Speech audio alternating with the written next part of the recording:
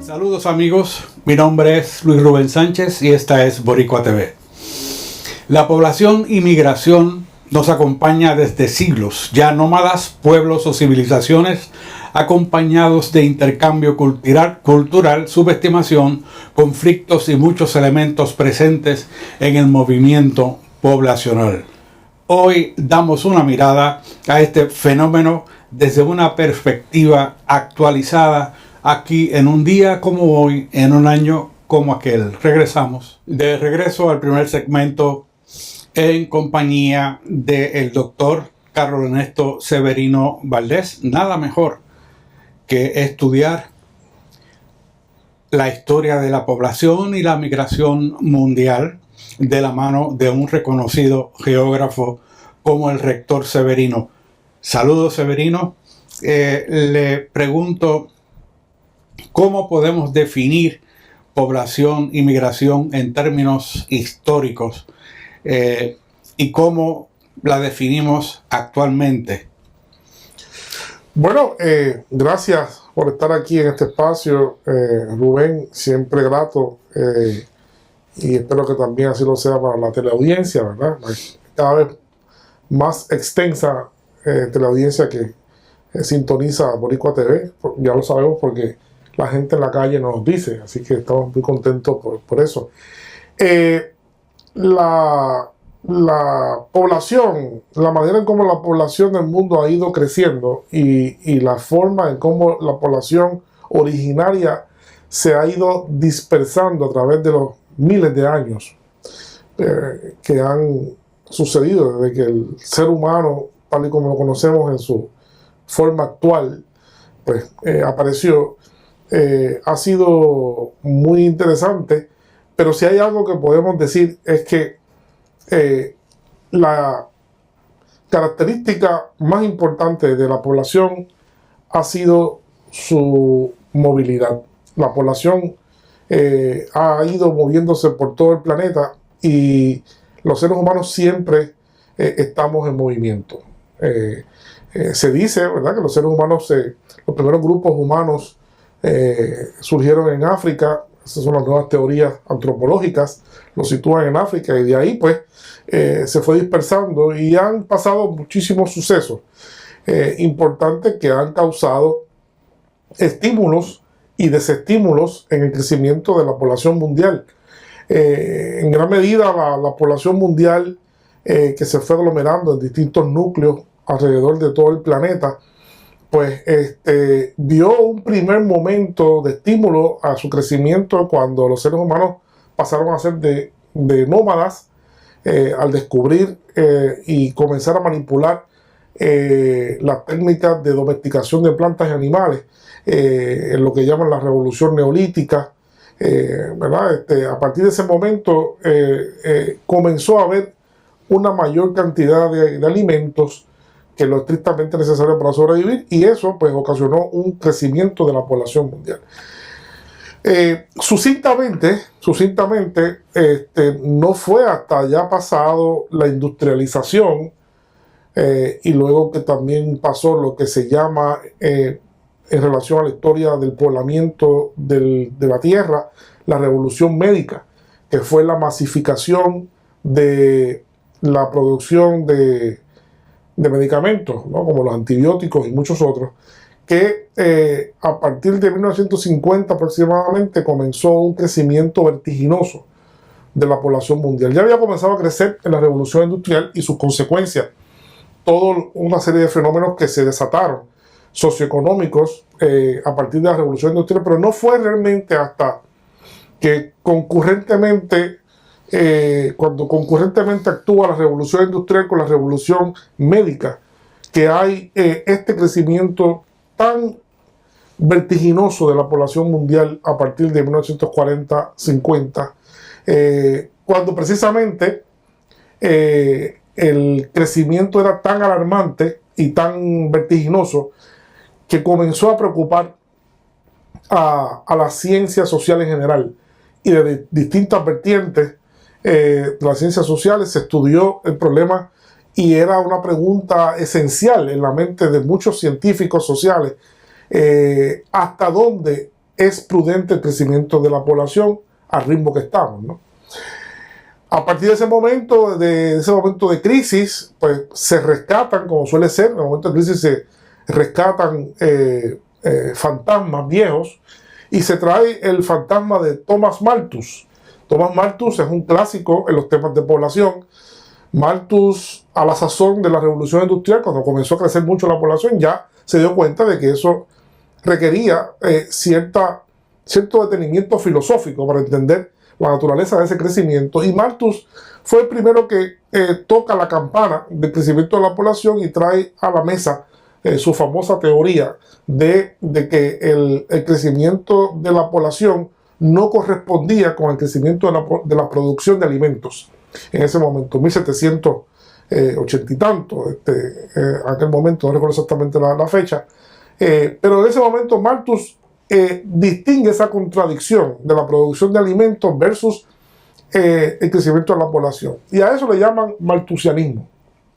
Claro, luego de muchos debates y personas que se oponen, como Carlos Marx, el hecho es que en los 50, como dije anteriormente, se rescata el tema malthusianista y se le comienza a llamar entonces neomalthusianistas a todos aquellos que, amparados en el teorema o en el principio teórico de Malthus, comienzan a tratar entonces de pasar de simplemente una teoría a estimular políticas públicas para detener, frenar el crecimiento vertiginoso de la población mundial en ese momento.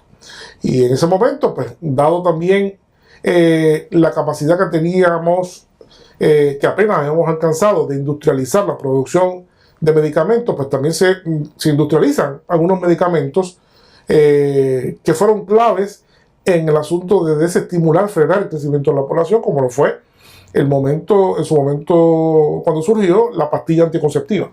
Es uno de esos medicamentos que se industrializaron, que comenzaron a producirse masivamente y que comenzaron a proporcionarse y a acercarse a las poblaciones de las mujeres más pobres en muchas partes del mundo, para que entonces se consumieran esa pastilla y reducir el crecimiento de la población, ¿no? Rector, una breve interrupción. ¿Cuál es el índice actual de crecimiento poblacional y qué retos nos presenta? Bueno, en estos momentos, es muy difícil establecer un índice de crecimiento poblacional mundial. Podemos decir que hay claramente, hoy al presente, dos tendencias. Existe una tendencia al estancamiento, es decir, cerca de cero, cerca de crecimiento cero, en algunos casos, cada vez más países en crecimiento negativo, ¿verdad? Que no crecen o que decrecen, o crecen muy poco. Esa es una tendencia de los países industrializados versus los países pobres del mundo. En el caso de los países pobres del mundo, los países menos desarrollados, pues la tendencia es totalmente distinta. El incremento de la población hoy, al día de hoy, básicamente se debe a, o se puede identificar con los países que tienen menos capacidad económica. Esa es la tendencia, a nivel de que el promedio actualmente debe rondar unos 3-4 alumbramientos como promedio por mujer en su etapa productiva. Ese debe ser, mientras que en los países desarrollados, pues el alumbramiento es menos de 2 o menos inclusive.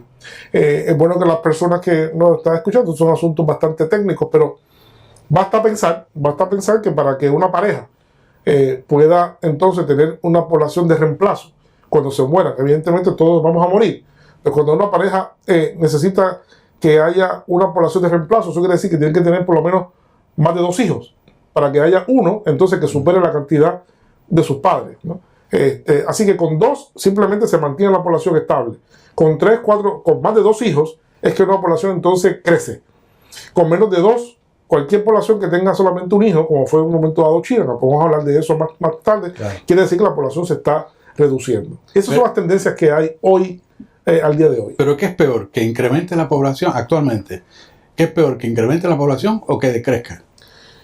Bueno, eso es una buena pregunta.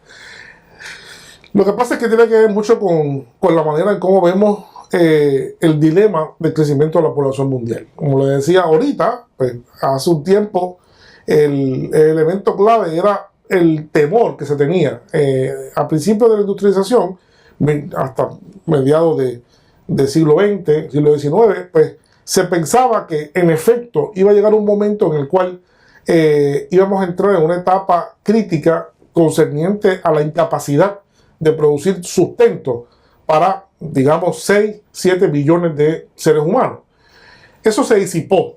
Una de las grandes revoluciones, igual que fue la revolución industrial, igual que fue la revolución médica que ya hemos definido, pues también ocurrió poco después de la revolución médica, que es la que llamamos la revolución verde.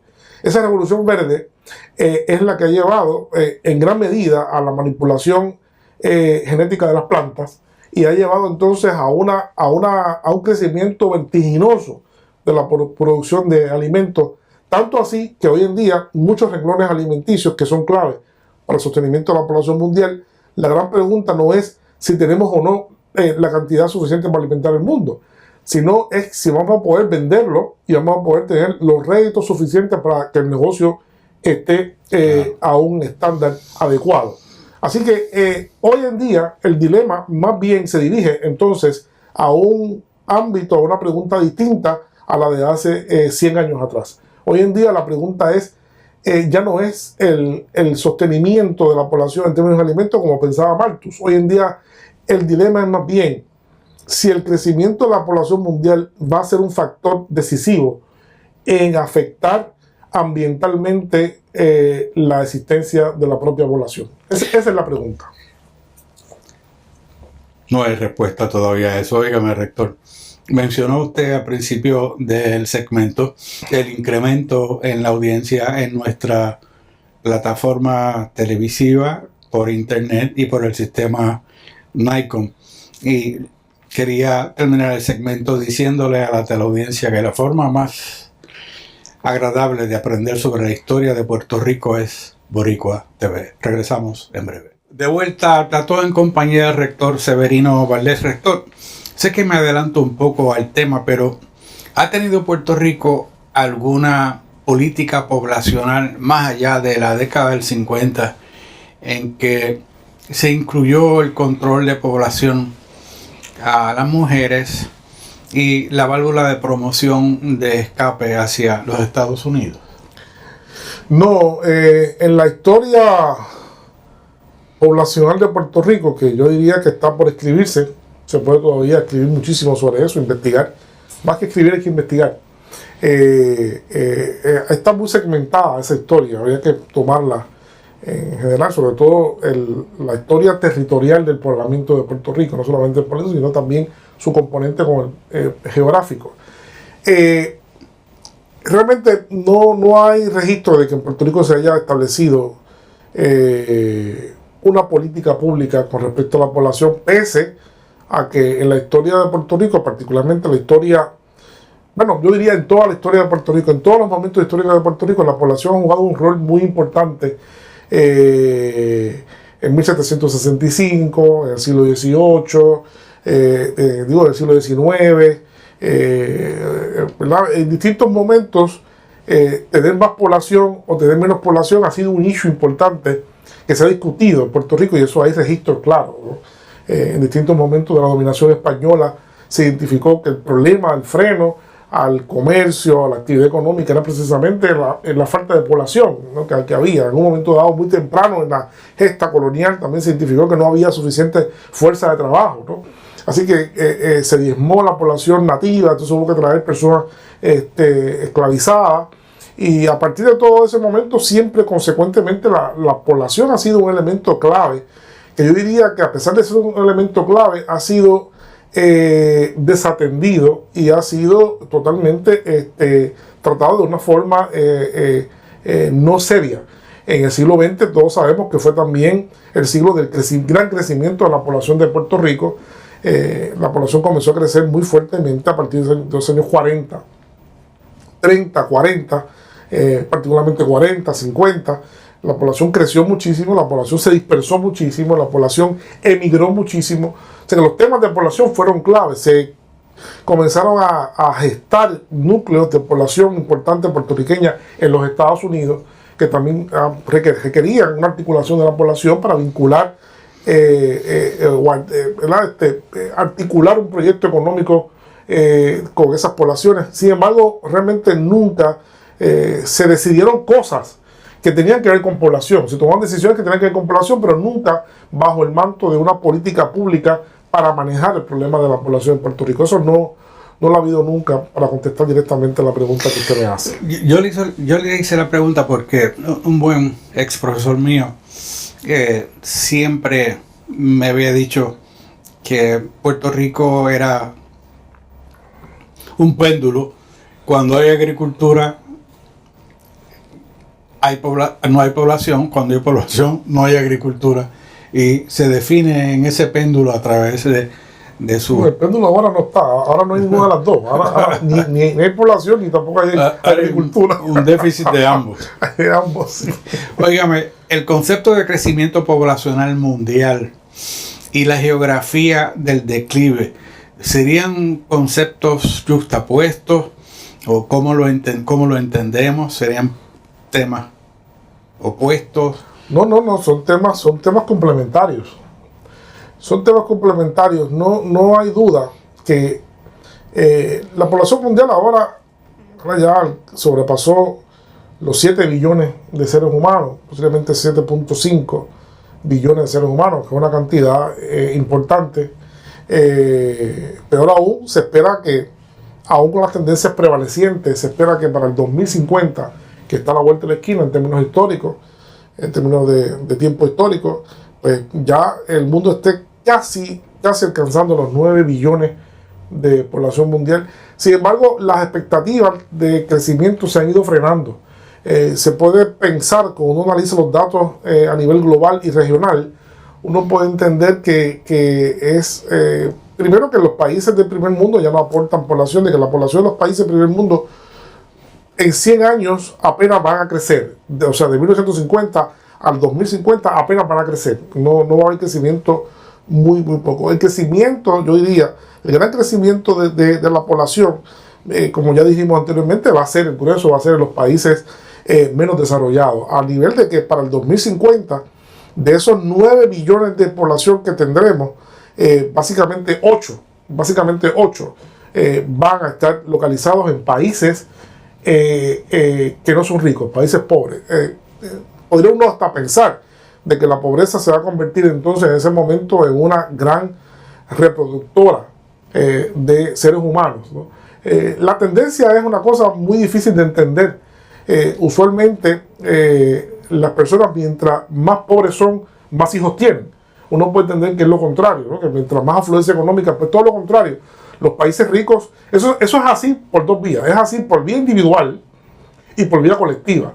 Las personas individualmente, cuando tienen más hijos, son más educadas. Cuando tienen menos hijos, son más educadas, tienen más recursos, pues piensan más en reducir el tamaño de la familia. Y así, en los países ricos, las familias se han ido reduciendo. Mientras que en los países pobres, pues se ha mantenido un crecimiento alto. Sin embargo, también es importante señalar que ya hoy en día hemos visto que muchos de los grandes países pobres del mundo y en otras regiones del mundo, excepto África, hay indicadores de que la población de los países pobres va a seguir creciendo, pero a un ritmo menos vertiginoso que hace 30 años atrás. Esa va a ser la tendencia. En fin, podemos decir, desde el punto de vista reproductivo, únicamente desde el punto de vista reproductivo, la población mundial va a tender al declive, podemos decir, como tesis general, al declive, con estas dos tendencias que son disímiles en los países ricos y en los países pobres. Pero en los países pobres la tendencia es a seguir creciendo, como dije anteriormente, resumiendo, pero con un declive gradual. Y dije África porque, curiosamente, pues África es el país más rezagado del mundo evidentemente en términos de políticas de reducción de población. Se le llama, cuando las políticas poblacionales se dirigen a reducir la población, se le llama políticas maltusianistas, o también se le llama políticas neomaltusianistas, ¿no? En África no hay ahora mismo, no se ve en el panorama que haya forma de articular efectivamente políticas para reducir el crecimiento de la población. Así que es muy probable que si la expectativa o la proyección de población que tienen las Naciones Unidas durante este principio de siglo se cumple, que para el 2050 40%, el dato es que para el 2050 40% de la población mundial va a vivir en África, serán africanos. Rector, una población mundial de 9 billones tendría una vida segura, habría alimentos, recursos para ellos, pero mire, vamos a hacer una pequeña pausa y seguida regresamos. De vuelta a un día como hoy, no un año como aquel, analizando la población mundial. Profesor, dejamos sobre la mesa 9 millones de habitantes en el mundo. ¿Ofrece riesgo? ¿Ofrece seguridad? ¿Cuál es su juicio al respecto? Bueno, la población en sí misma, pues, es un asunto muy de coyuntura. Ya pensábamos que 3 billones era mucho, era algo espantoso. Realmente hemos visto cómo la adaptabilidad del ser humano y la capacidad de innovación es sencillamente sorprendente. Como dijimos hace un rato, la revolución verde tiende a despreocuparnos de lo que es la producción de alimentos, o que haya una discrepancia entre la producción de alimentos en términos globales y realmente la capacidad de sostener a la población, ¿verdad? El problema realmente, claro, eso gracias a la manipulación genética, ¿verdad? Y a la que estamos hablando de que es un asunto que está en discusión, que mucha gente se opone a eso, pero bueno, la verdad es que los seres humanos llevamos más de varios miles de años manipulando genéticamente las plantas y los animales, eso no hay duda de eso, ¿no? Así que esa biotecnología que parece que ahora nos ha llevado a un momento de poder optimizar a tal grado la producción de alimentos que ya eso no es una cuestión. Sí nos preocupa más ahora, como dije anteriormente, es la contaminación, ¿verdad? Estamos pensando, en Puerto Rico hay, por ejemplo, para que la audiencia pueda quizás comparar, entender mejor, en Puerto Rico pues hay una cantidad de vehículos notable por cada persona. Hay muchos vehículos en Puerto Rico para la población. En Puerto Rico hay 3 millones de 3.3 millones de personas, se dice ahora, 3.5 a lo sumo, pero en Puerto Rico hay más de 4 millones de vehículos circulando. Eso es más de un vehículo por persona. Así que vamos a pensar solamente una cosa: el país hasta ahora, ya no le queda mucho, pero el país todavía más poblado del mundo es China, con 1.500 millones de personas. Es decir, de esos 7.5 billones que hay en el mundo, 1.5 están en China. Pero China, como sabemos, China es un país emergente económicamente hablando, que ahora todo parece indicar que va a apoyar su crecimiento económico estimulando el consumo de su población interna.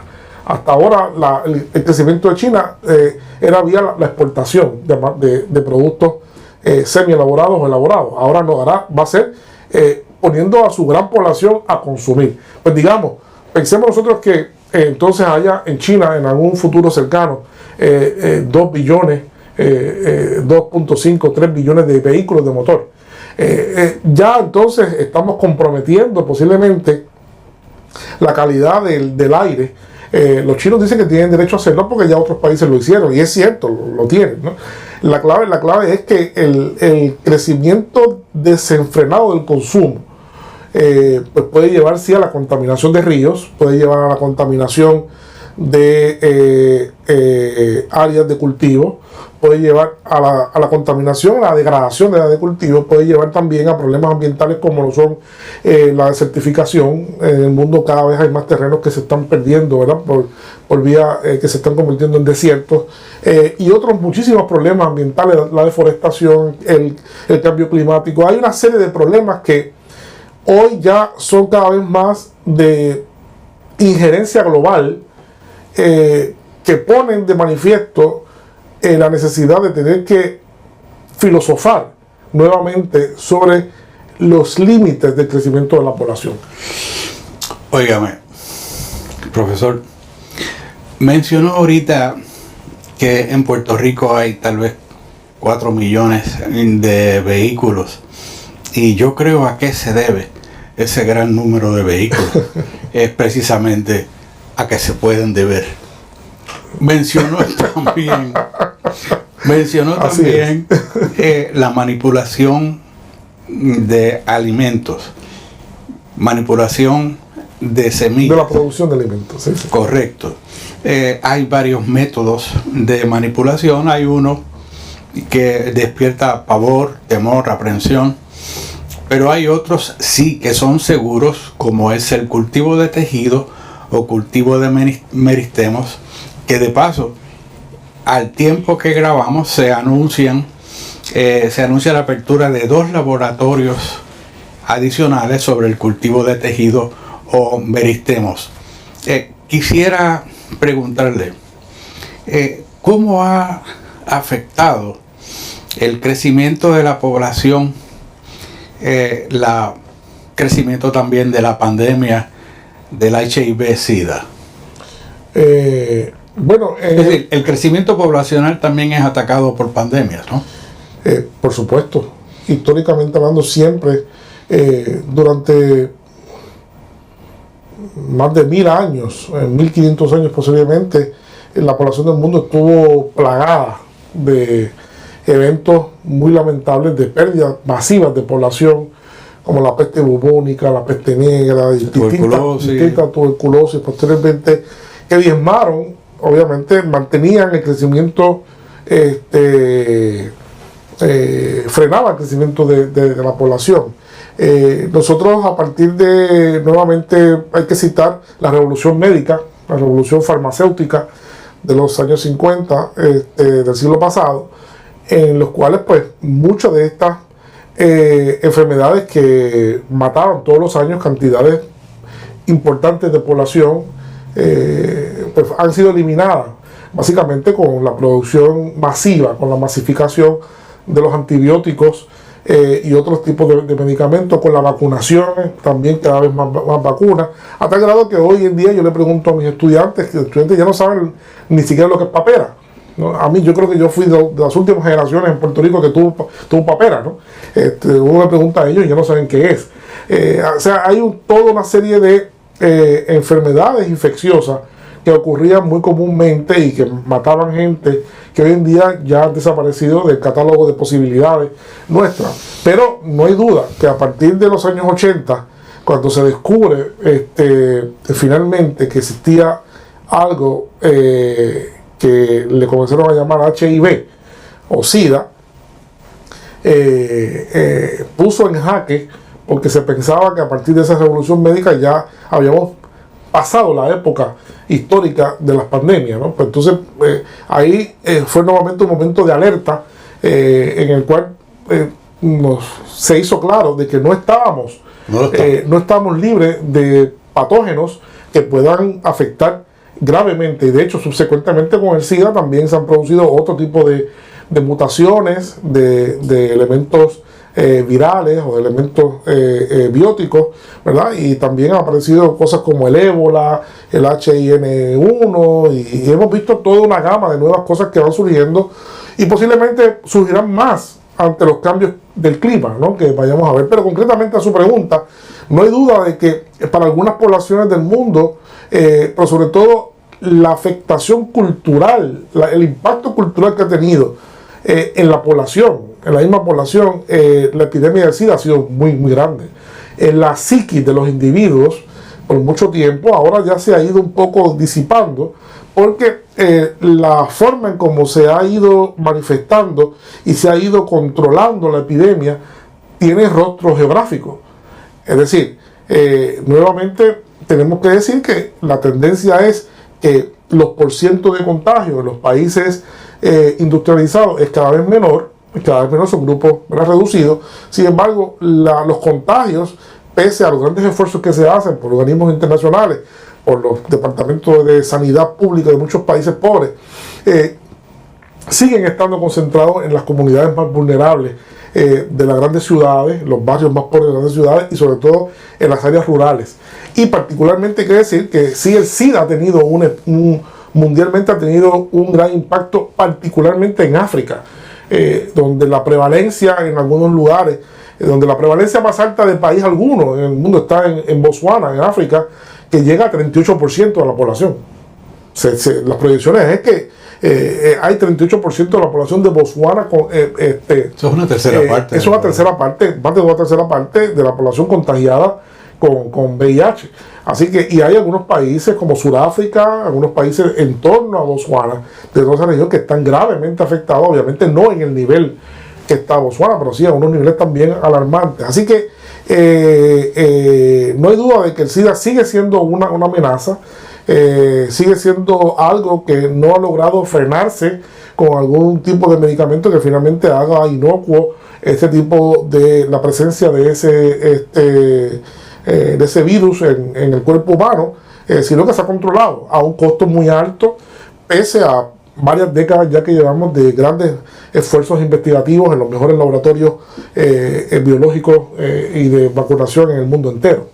Solamente quería agregarle que hay enfermedades que se han descubierto en los últimos 50 o 60 años para los cuales no hay medicina, no porque los científicos no la encuentren, es que lo que no encuentran es mercado para esas medicinas. Vamos a hacer una pausa y seguida regresamos. De vuelta al plató en compañía del doctor Severino.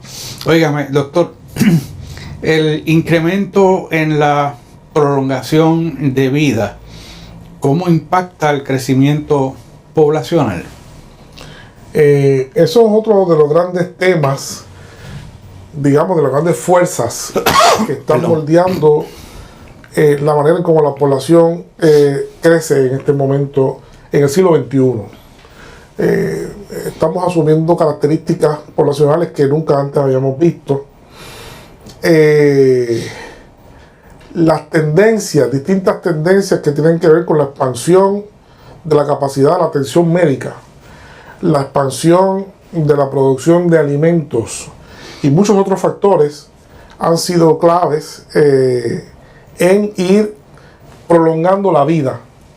Primero, en los países de mayor capacidad industrial y económica de desarrollo, como ya hemos establecido, no nos debe sorprender. Y luego eso también ha sido gradualmente introducido, se ha ido introduciendo gradualmente también aún en los países más pobres. Así que es una tendencia general lo que se conoce como el envejecimiento de la población. Es una tendencia que parece que es imparable. Cada día, ¿verdad? Hemos visto ya contrastes desde el quinquenio 2000, 2015 y posiblemente el contraste de 2015 a 2030 va a ser dramático con respecto al otro quinquenio, a los otros 15 años. Así que ese envejecimiento lo que está llevando es evidentemente a un estancamiento de la población.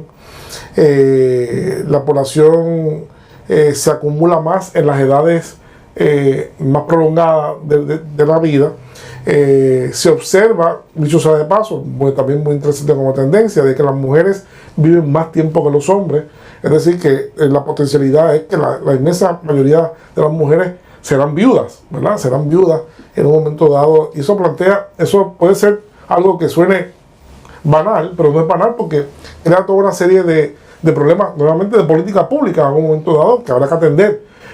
Habrá que atender también, adecuar la eficacia de los servicios. Nosotros hace 50 años los servicios públicos estaban más orientados a los niños, porque tenemos muchos niños. Pero ahora lo que vamos a tener no va a ser muchos niños, va a ser muchas personas mayores. Por tanto, los sistemas de salud, los sistemas de recreación, los sistemas de atención social, los sistemas en general, la atención pública va a tener que, ¿verdad?, atender el problema. Y eso a tal grado. De hecho, en Europa se sabe que se han organizado los partidos grises, los famosos partidos grises en Europa, conjuntamente con los partidos verdes, que son partidos ambientalistas. Pues el éxito de los partidos verdes ambientalistas llevó también a surgir partidos grises, que son asociaciones de personas envejecientes para procurar mejores condiciones y mejor reacción del Estado a la realidad del envejecimiento de la población, ¿no? Pero el envejecimiento de la población parece ser consecuente con la reducción de la población. O sea, los países donde más reducción de población hay en términos de crecimiento son los países donde la gente está envejeciendo más. Así que es una cosa va con la otra, realmente lo que estamos observando empíricamente en todos los países del mundo. Doctor, yo honestamente siento que cuando usted habla de población envejeciente, mira con sumo interés a mí. Pero mire, vamos a mirar para afuera. ¿Qué se está haciendo en Puerto Rico para atender esta población envejeciente? ¿Qué retos presenta? Bueno, en Puerto Rico, igual que en otras partes, Puerto Rico pues ha sido bastante afectado por el envejecimiento de la población. Dramatiza el envejecimiento de la población la concurrente migración que hay en Puerto Rico hacia Estados Unidos. Pues porque la migración, por sus propias características, como muy bien lo estableció Ravenstein, el primer teórico de la migración mundial, pues la migración afecta fundamentalmente a personas jóvenes, adultos jóvenes. Eso es lo que afecta, son los que se van mayormente hablando. También se van personas envejecientes por otras razones hoy en día, pero hemos visto y hemos constatado que son las personas más jóvenes las que se van. Eso lo que hace es que acrecenta o acentúa todavía más el carácter que proporcionalmente haya más viejos en Puerto Rico, porque si se reduce la base de jóvenes, pues entonces lo que nos quedamos son las personas de mayor edad en Puerto Rico versus la proporción de gente más joven, y eso crea un problema. ¿Qué se está haciendo en Puerto Rico?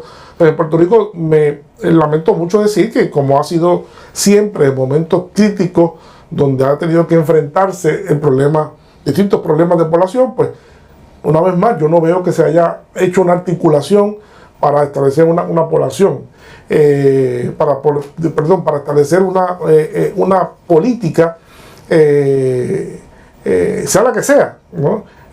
Con relación a la población de Puerto Rico y sus problemas actuales. No hay duda que uno de los grandes problemas de la población de Puerto Rico es el envejecimiento de la misma. Pero eso es deficiencia de planificación, pérdida de talento, búsqueda de talento, ausencia de talento. ¿A qué usted cree que se deba a eso? Yo creo que... Quiero decir, pérdida de talento, planificar eso. Bueno, aquí hay unos temas, hay un tipo de conocimiento que en el país no se ha valorado, y uno de los conocimientos importantes son los estudios poblacionales. En Puerto Rico, de hecho, lamentablemente, inclusive a nivel académico, podemos decir que los temas de población, los estudios, no la demografía, que es otra cosa. La demografía es el estudio estadístico de la población, y aquí hay una escuela de estadística, pero más allá de eso, la inserción del problema poblacional o de los problemas poblacionales, del fenómeno de población, ha estado usualmente ha sido muy poco estudiada en Puerto Rico. Por consecuencia de eso, pues tenemos desconocimiento de la importancia de la población, más allá de los esfuerzos que hacen los colegas en la Escuela de Salud Pública, en demografía, pues hay muy poca inserción en los organismos que tienen la capacidad de producir políticas públicas, como la legislatura, ¿verdad?, y otras instancias. Es que yo creo que se desconoce la gran importancia de este tema y el tratamiento que se le debe dar de urgencia a establecer políticas, por ejemplo, ahora para evitar que la gente se vaya.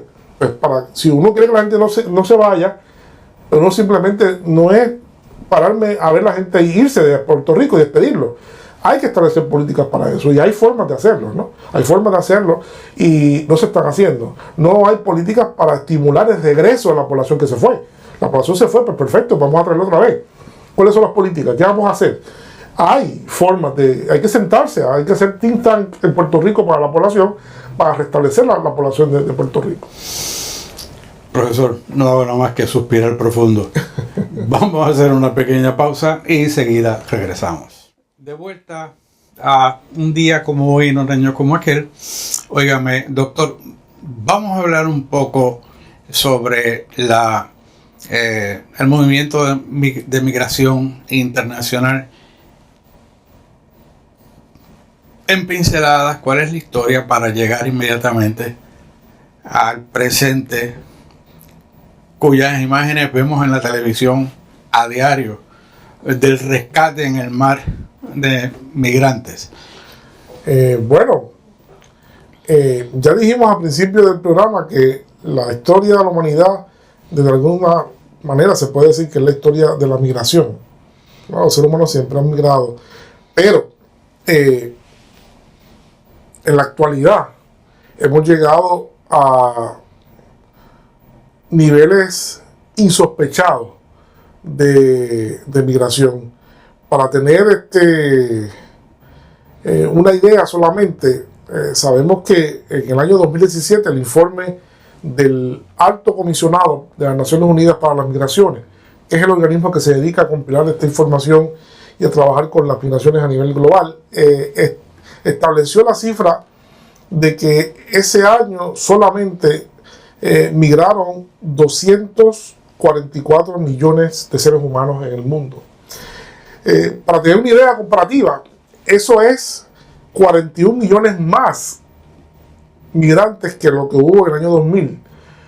Quiere decir que desde el año 2000 para acá se ha disparado la cantidad de personas que están moviéndose en el mundo. Ravenstein, el gran teórico de la migración, estableció que hay tres razones fundamentales para la migración, que son razones políticas, razones económicas y razones ambientales, ¿verdad? La gran causa de la migración mundial es la económica, no hay duda. Pero en el año 2000, usted sabe, y todos sabemos que ocurrieron, a partir de ese año han ocurrido cosas que no se pensaban que iban a ocurrir. A partir del 9/11, las torres en Nueva York, ha llevado al mundo a una serie de conflictividades regionales que se pensaba que en este mundo globalizado y posmoderno, pues ya había personas que se habían aventurado a decir que la geografía había muerto, ¿verdad? Había muerto la geografía pues porque las distancias se habían acortado, la internet, la globalización, ya no hay fronteras en Europa, pues se minimizó lo que eran los conflictos regionales y la ponderación de la importancia de la región y los conflictos regionales en muchas partes del mundo. Y eso es lo que ha llevado a que todos estos problemas geopolíticos, problemas de insurrecciones, problemas de distinta naturaleza han llevado a que tengamos hoy en día pues estas cifras alarmantes que, como ya dijimos, y de hecho el año 2017 fue 244 millones. Estamos esperando el próximo que se publique ahora en el 2019, el próximo informe, pero posiblemente va a ser como ha sido los últimos 5 años. Cada año es mucho más que el año previo. O sea que la migración mundial está cambiando. La migración se está convirtiendo en un problema político mayúsculo en gran parte del mundo. La migración tiene un carácter también muy claramente geográfico, de los países pobres a los países ricos. Eso está teniendo una respuesta. Está cambiando el paisaje político y el espectro político europeo. Ha cambiado el espectro político de los Estados Unidos, en gran parte, en muchos países también, en Puerto Rico, en todas partes. Entonces, las manifestaciones anti-extranjeros, anti-migración, cada día están más presentes como debate público, como debate político entre los partidos. Y ya aquí en otros momentos hemos discutido de eso que llamamos esa derechización del espectro político, donde la derecha es más derecha, el centro es más derecha y la izquierda también se ha hecho más derecha. Así que todo se ha movido a la derecha en virtud de que hay un crecimiento, un despunte por un rechazo de un espectro de la población y de políticos que han manipulado muy bien este asunto de la inmigración y del temor a la inmigración sobre eso. Claro, no se puede negar que hay algunos países en los cuales existen unos temores muy claramente definidos.